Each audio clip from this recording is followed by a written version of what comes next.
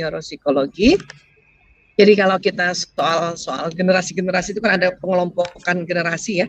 Itu rupanya ditentukan berdasarkan rentang tahun kelahiran, dan hal ini dilakukan untuk lebih memahami bagaimana pengalaman seseorang dipengaruhi oleh perubahan teknologi, sehingga membentuk cara melihat dan berinteraksi dengan dunia itu berbeda. Inilah kenapa ahli demografi membuat pengelompokan generasi-generasi ya.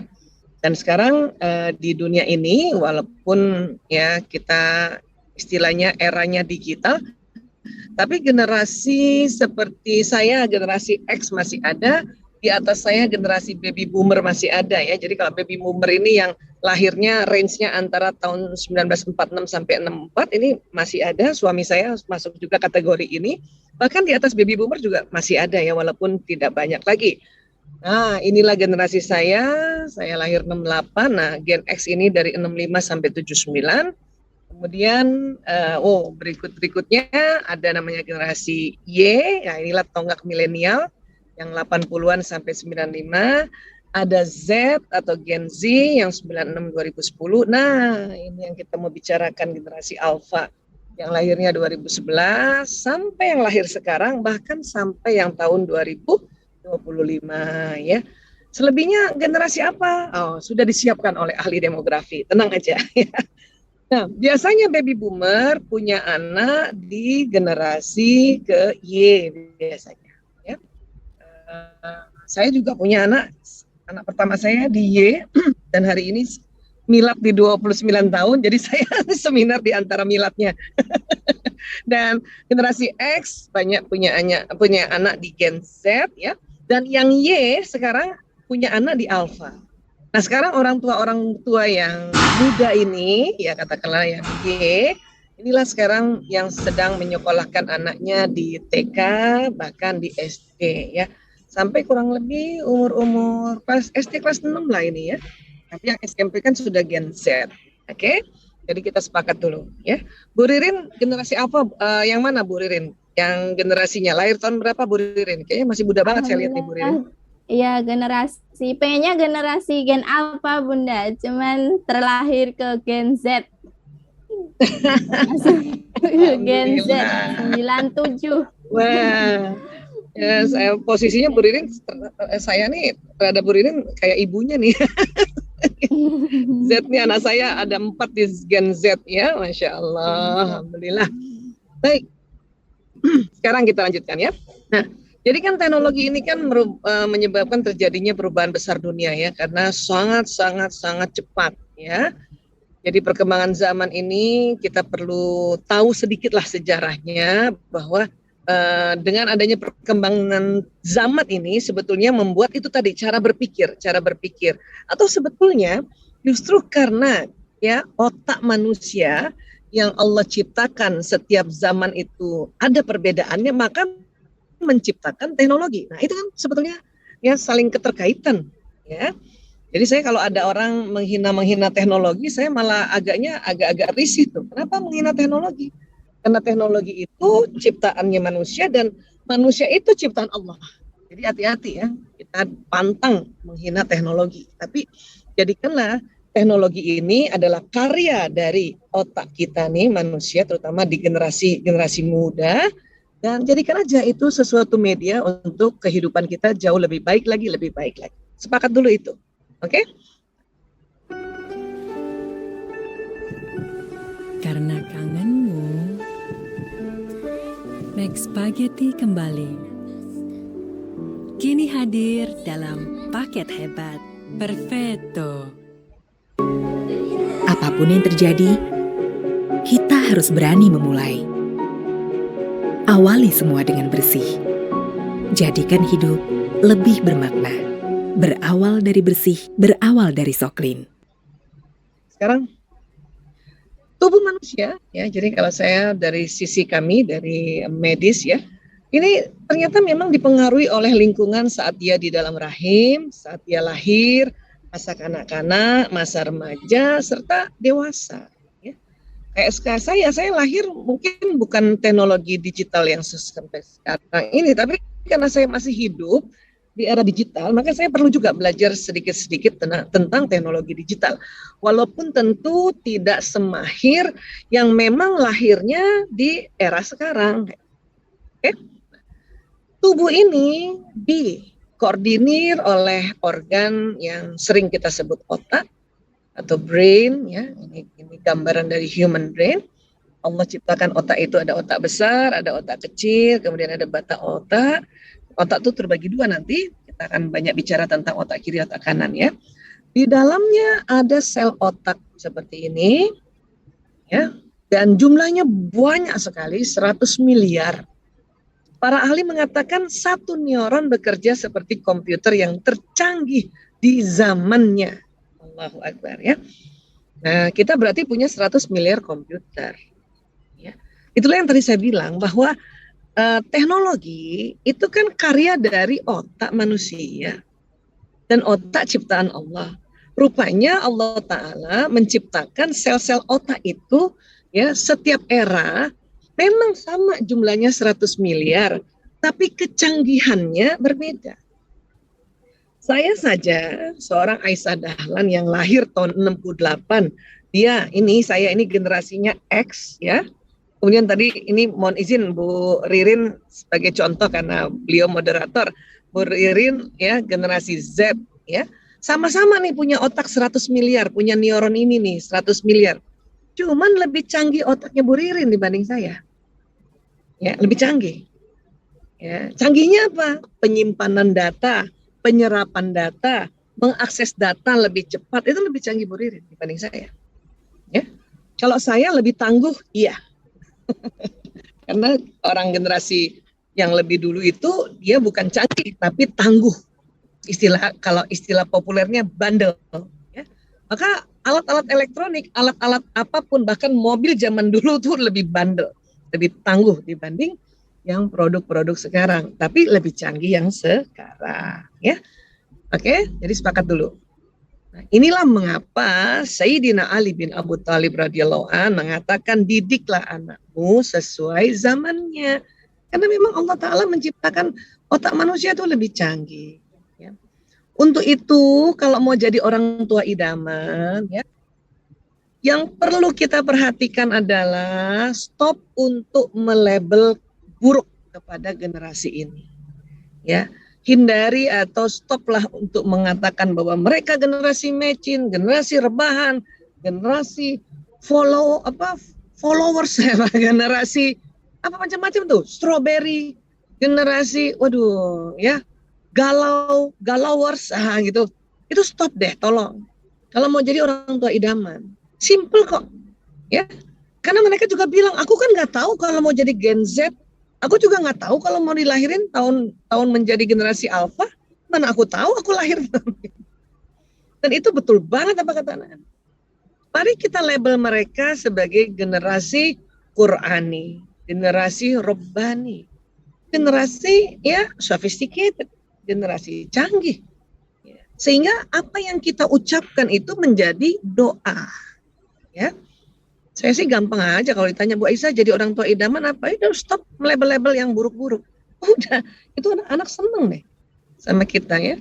Termasuk Bapak Ibu, Ayah Bunda. Karena kalau kita udah bilang ya orang tua itu Ayah Bunda, Bapak Ibu guru, kakek nenek dan sebagainya. Gitu. Kalau semua orang tidak bisa kita suruh stop, yang penting Ayah Bunda. Ayahnya masih belum bisa stop melabel, yang penting bundanya. Nah, itu. Karena dari semua orang tua, paling inti adalah bunda. Ya. Baik, cara kerja neuron tadi, komputer tadi adalah terjadi sambungan-sambungan kabel. Maka ada istilahnya koneksi neuron di sinaps. Ya. Sinaps itu ini.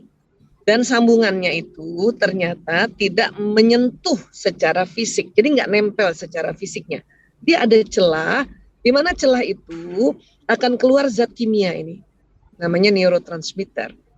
Nah, zat kimia ini yang beda-beda nanti, karena zat kimia ini ya keluarnya tergantung nutrisi, tergantung kondisi dan emosi. Nah, namanya 3C, ya, nutrisi, kondisi, emosi, atau supaya gampang 2C aja lah, ya nutrisi dan emosi. Karena jenis neurotransmitter banyak sekali di otak. Ya, Allahu Akbar. Allah menciptakan jenis neurotransmitter lebih dari 100 jenis.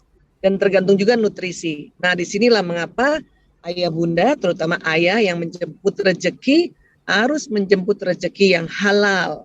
Dan bunda memberikan ya rezeki itu makanan minuman yang thayyib kepada anandanya. Karena ini pengaruh sekali. Anak-anak diajarin, dinasihati dengan kondisi dan emosi yang positif, maka jenis neurotransmitternya yang positif keluarnya. Tapi kalau anak-anak dikasih ajaran, dinasihati dengan kondisi dan emosi yang negatif, maka yang keluar jenisnya negatif. Ya, Bu Aisyah, saya sih udah ya sebagai ibu udah belajar supaya yang positif-positif, tapi bapaknya nih, gitu kan ya? Ya nggak, ya bagaimana Bu? Bersyukur aja dulu ibunya yang sudah duluan, ya. Karena memang nggak semua ayah mau belajar. Maka kalau ada hari ini, ada ayah mau belajar ikut parenting, itu, waduh, Allahu Akbar, keren banget deh. Saya doakan ayah-ayah nih luar biasa, ya, dilancarkan rezekinya, mudah rezekinya, dan kemudian menjadi ayah idaman di dunia, dan juga menjadi ya penghuni surga bersama anak dan istrinya, dan turunannya. Ya. Saya doakan insya Allah nih, karena jarang-jarang ayah mau seminar. Nah, keluarnya neurotransmitter ini cepat sekali, bahkan dia terjadi peristiwa fisika istilahnya. Dalam bentuk listrik. Maka di otak tuh ada listriknya, dia loncat-loncat. Kalau ada orang bilang, ya hati-hati otaknya nanti korslet, betul itu. Karena memang ada listrik di otak. Ya, hati-hati nanti neuron-neuronnya terbakar, betul itu. Karena memang bisa terbakar. Pada saat kita menghardik anak, memplototi dia, mencubit atau memberikan ya walaupun kita menganggap saya nasihatin tapi keras dan kasar, maka ini terjadi loncatan listrik dan hangus listrik itu. Ya, kalau ditanya bisa nggak listrik ini atau neuron ini sambungan ini baik kembali, nggak bisa Bunda, nggak bisa. Hanya bisa nanti dibetulkan lewat kabel yang baru, hanya bisa itu. Ya. Jadi tolong jangan ada lagi yang tanya ya, bisa nggak ya kabel listrik yang korslet dikembalikan jadi baik? Nggak bisa. Saya udah bilang dari awal nggak bisa.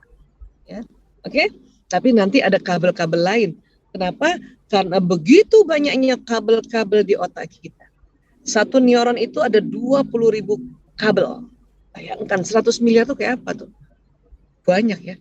Para ahli mengatakan kalaupun umur kita sampai 100 tahun, ya itu belum semua otak tersambung. Masya Allah. Ya, nah ini.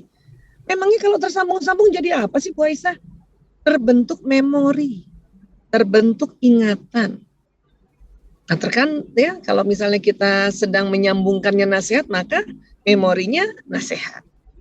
Kalau kita menyambungkannya misalnya tentang sharing, berbagi ilmu misalnya kayak sekarang, itu berarti di otak kita semua ini yang mendengarkan saat ini pas saya yang giliran bicara, itu tersambung memori ya knowledge kayak gitu. Kalau kita menghadapi sebuah peristiwa, kita lihat lewat mata, telinga, dan kita rasakan lewat badan, itu tersambung memori peristiwa. Ya, nah, sambungan ini nggak cuma sekali sambungan, dia bisa berulang, sehingga sambungan ini bisa menebal nanti. Ya, nah. Penebalan sambungan ini biasanya diproses dari proses yang namanya pengulangan. Ya, jadi apa yang dilihat, didengar, dirasakan oleh indera-indera ini akan terjadi sambungan di otak, membentuk apa tadi? Memori, ingatan. Kan bisa berulang. Dan kalau diulang-ulang jadi tebal kabelnya. Apa yang terjadi kalau kabelnya ini menjadi tebal? Ya, daya ingat kita kuat. Sehingga apa yang nanti menjadi pegangan itu kuat nanti di otak kita. Ya. Itulah dalam proses belajar mesti ada pengulangan atau repetisi, atau istilah kita apalagi kalau kita mau hafiz Quran, mau hafal Quran, kita murojaah yang terjadi. Saya sering banget seminar, saya sengaja suka ulang-ulang, itu bukan buat siapa yang dengerin kok, itu buat saya kok. Salah satunya ya, nomor satu, orang kalau mau sharing atau mau ya berdakwah, itu nomor satu yang diingetin dirinya sebetulnya. Dan manfaatnya adalah karena kita ulang-ulang ngomongnya, ya maka saya ya di otak saya terjadi pengulangan dan insya Allah itu menjadi ingatan kuat di otak saya.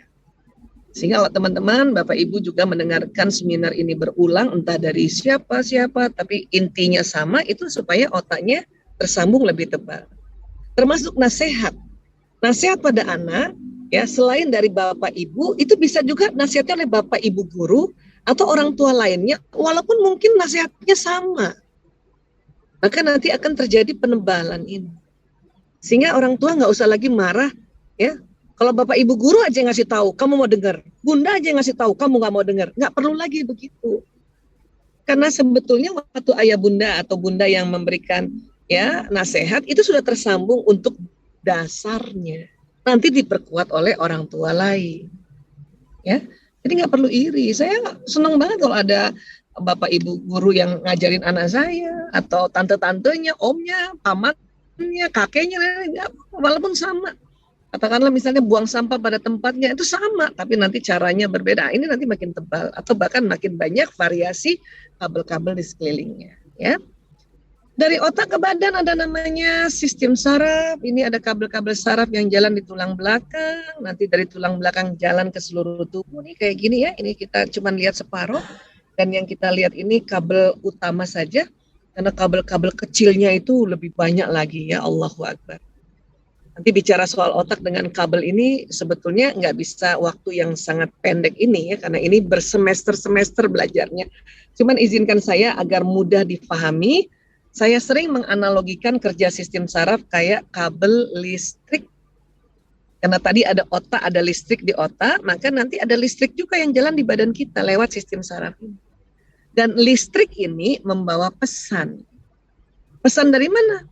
Pesan yang diucapkan, pesan yang dilihat, pesan yang didengar, pesan yang dihidu, pesan yang dikecap, pesan yang diterima oleh seluruh permukaan tubuh, pesan yang digerakkan oleh tangan, pesan digerakkan oleh kaki, dan tentunya pesan isi otak.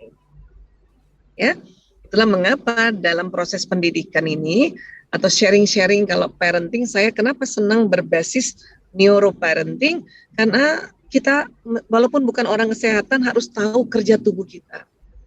Sehingga nanti memudahkan, oh kalau saya ajarin masuknya di otak, tuh otak bagian mana? Oh otak bagian depan. Tapi ingat bahwa anak-anak ada watak bawaan, ada bakat bawaan. Itu di mana? Oh posisinya di otak parietal sekitar sini. Dan harus tahu bahwa otak ada emosinya. Emosi itu di mana? Oh di dalam. Ya. Sehingga nanti semua perpaduan interaksi isi otak itu yang nanti jalan ke sistem saraf membentuk perilaku, membentuk tingkah laku. Kalau isinya bagus, makanya nanti membentuk akhlak yang karim, ya, yang bagus. Oke. Sekarang menjadi orang tua idaman setelah tadi ya beberapa tips awal adalah stop untuk ya melabel, stop untuk melabel buruk, ya labellah yang baik-baik. Berikutnya tentu ya di dalam rahim seorang ibu sudah terbentuk pembinaan atau pembimbingan. Karena apa? Karena apa yang dimakan, diminum, diucapkan, dilihat, didengar, dan dilakukan ibu, pesannya masuk ke janin. Kalau apa yang dimakan, diminum, kita udah tahu selama ini ya, lewat mana? Plasenta. Ya. Ini lewat tali pusat, masuk ke ya pusernya bayi atau umbilikus. Sini juga si ayah yang mencari nafkah, ini dia makanan yang halal. Ibu yang mencarikan dirinya, lagi hamil, yang thayyib. Ya. Jangan juga lagi hamil, makan nanas muda, makan durian, ya, satu truk. Mungkin halal, tapi nggak thayyib itu. Janinnya mabok belum apa-apa ya. Dan ternyata apa yang diucapkan, dilihat, didengar, dan dilakukan ibu, itu masuk di otak anak ini. Lewat mana? Lewat sistem saraf. Ya, ini memang saya sengaja ambil gambar yang tidak penuh dengan saraf. Kalau ambil itu nanti nggak kelihatan janinnya ya. Tapi inilah bayangkan apa yang diucapkan, dilakukan oleh ibu tuh masuk. Ya, itu sering kita mana nih para ibu kan karena nggak dengar kalau lagi hamil dinasehati oleh orang tua atau temen, lo jangan ngomong yang buruk-buruk gitu ya. Malumlah ibu-ibu muda tuh, apalagi orang Betawi ngomongnya lo gue kan gitu kan, ya. Atau misalnya mertua kita nak, misalnya anaknya hamil atau mantunya hamil, terus mencela orang, ya, mencela tetangga, terus diingatkan, nak nggak boleh mencela nak, karena memang betul Apa yang diucapkan, dilihat, didengar oleh ya si ibu itu jalan dan nanti kerekam ke otak anak. Padahal otak ini sudah terbentuk usia janin 4 minggu. Bayangkan. Kalau jantung lebih duluan daripada otak. Ya. Oke. Untuk itu kita keluarga muslim dimintanya waktu hamil ya, coba setiap hari baca Quran. Atau minimal setiap hari mendengarkan informasi kebaikan-kebaikan. Agar otak anak ini sudah terjadi koneksi, sambungan. Dalam rahim 10 bulan itu lama loh Bu. Ya, ada mungkin yang 9 bulan, 2 pekan, lebih 2 pekan ya. Paling lama 10 bulan memang. Itu lama. Itu lumayan 10 bulan itu terjadi sambungan-sambungan paling enggak sepersekian di dalam otak si anak. Bukan hanya ibu, bapak juga. Bapak ngomong dekat ibu, ya tertangkap oleh telinga ibu tuh masuk ke sini. Inilah mengapa ya, tolong bapak-bapak pada saat ibunya hamil, istrinya hamil, ya lakukan yang terbaik lah untuk istri. Agar istri tidak terlalu sedih, tidak terlalu marah, tidak terlalu baper. Ya, kenapa? Karena kadang hormon wanita hamil ini terjadi satu lonjakan yang luar biasa. Ini yang menjadi perempuan itu nggak enak perasaannya, moodnya nggak stabil, ya karena Allah sedang setting rahimnya untuk dijadikan tempat Allah pinjam untuk menghadirkan manusia baru, bayangkan, ya. Nah ini luar biasanya perempuan Allah ciptakan nih, ya. Saat ibu hamil menggunakan gadget gawe boleh nggak Bu Aisyah? Kan sekarang teknologi digital, ya boleh aja, karena dia media saja. Yang sebetulnya menjadi sangat selektif adalah kontennya. Cari konten yang edukasi dong, informasi-informasi bermanfaat. Nonton boleh nggak sih Bu Aisyah kalau lagi hamil? Ya boleh aja. Tapi carilah tontonan yang menjadi tuntunan. Jangan juga lagi hamil, suaminya LDR, jauh, tinggalnya sama mertua, nontonnya sinetron, yang mertuanya jahat sama mantu. Cakep itu nanti. Maka si ibu baper, ya sedih berkepanjangan, overthinking, ya parno, waduh, prasangka buruk. Ini otak anak ini tersimpan loh. Ya, bermasalah kan nanti? Iya. Kapan? Nanti pas remaja itu bermasalah. Ya, jadi sekali lagi gawai, gadget, teknologi itu cuman media saja. Ya, tolong selektif atau seleksilah pada kontennya. Ya, jadi kan udah pendidikan udah mulai. Nah, azan dan qomat ini sekarang ayah nih. Pas lahir anaknya tadi ibu udah sedemikian rupa menjaga kehamilan, bapaknya azan di telinga kanan, qomat telinga kiri. Itu neuron-neuron yang ada di lobus temporalis nih, ya telinga kanan itu tersambung-sambung. Yang kiri qomat tersambung. Tersambung apa? Tersambung itu tadi, ya lafaz dari azan dan qomat. Luar biasa tuh, ya kan? Maka hati-hati azan dan qomat di telinga bayi yang baru lahir. Kalau takut grogi nanti salah, ya udah tulis aja azannya. Barangkali ada para ayah yang jarang azan dan qomat, maka tulis aja. Dan tolong agak keraskan sedikit biar terdengar, ya. Karena kalau bisik-bisik sampai nggak kedengaran percuma. Lebih baik agak besar, bahkan bayi lain sekitar bayi kita juga ikut dengar, nggak masalah. Bagus, bayinya jadinya lebih tebal itu, ya. Dan kita pun ya waktu lahir, saya pun waktu lahir, alhamdulillah ayah saya yang azankan dan qomatkan. Dan semakin hari azan dan qomat di telinga kita makin kuat sambungannya karena kita dengar sehari 5 kali. Apalagi rumah yang dekat masjid, dekat musola, yang azannya terdengar sampai rumah. Allahu Akbar tuh.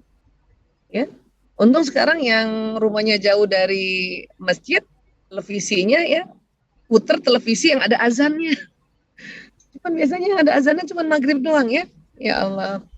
Tapi apapun itu, pada saat azan dan qomat ini terjadi sambungan di telinga sang bayi. Ya. Belum lagi nanti kita bicara tentang apa?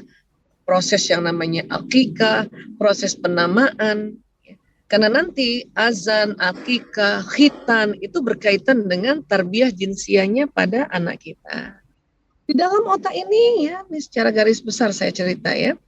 Jadi ilmuwan tuh dia mencari-cari Dari 100 miliar itu ada nggak sel yang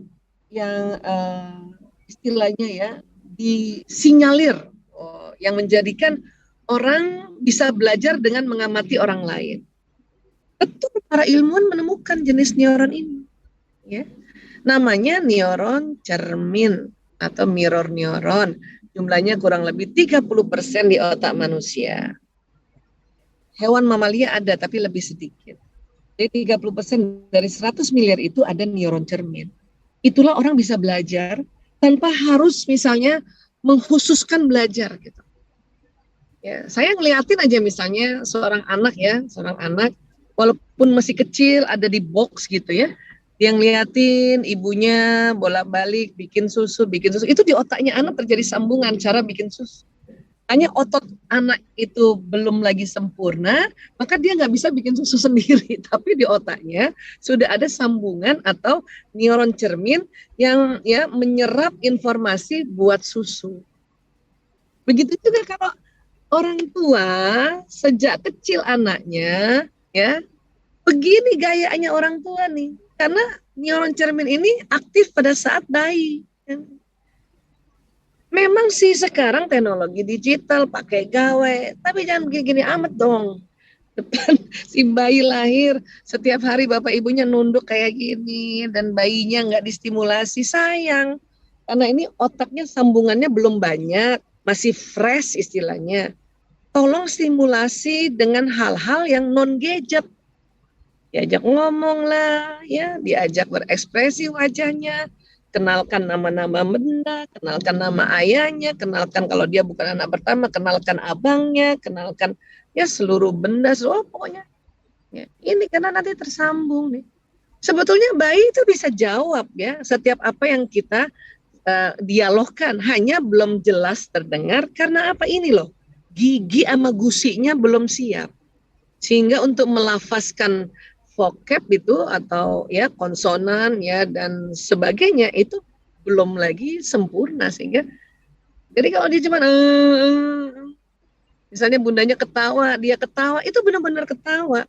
Bundanya ajak bicara, ada yang mau makan dan dia bilang iya, itu sebenarnya iya, cuman iya gitu aja. Karena ini mulutnya belum lagi sempurna gigi dan gusinya. Oke? Jadi tolonglah ya.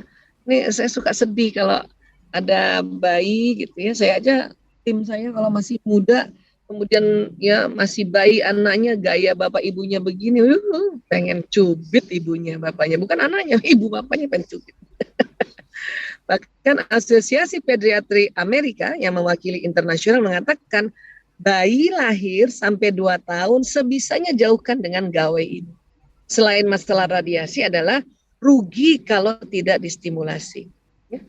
Bahkan riset sekarang aja, kalau dulu ya saya juga menyesal, tapi karena baru ya, anak pertama untuk ngajar jalan pakai baby walker, padahal itu ternyata keliru besar. Dia akan merugikan otak, ada otak yang harusnya lewat merangkak, lewat merambat, gitu ya, pegang-pegangan, itu akan mencerdaskan anak, ini hilang.